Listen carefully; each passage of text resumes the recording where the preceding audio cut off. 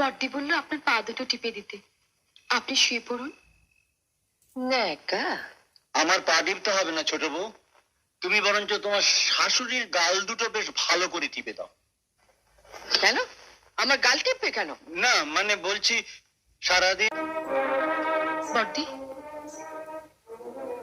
ঝাঁটাটা আমাকে দাও, আমি ঝাড় দিয়ে নিচ্ছি। তুমি গিয়ে উনুনটা ধরা। না ছোট, আমি পারবো।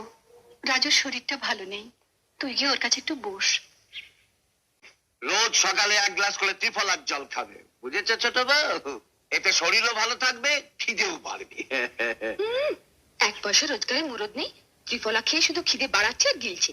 যেমন দিদি তার তেমন ভাই। যার ঘরে যাও, আমি সব করে দিচ্ছি। না, তুমি রাজুর পাশে গিয়ে বসো। ছাড় ছোট, যার বাবার সংসারে 500 টাকা দেয়, তার ছেলের বেঁচে থাকার কোনো অধিকার নেই এ সংসারে। ঠুঁড়া সাপ আমার ফনা তোলে।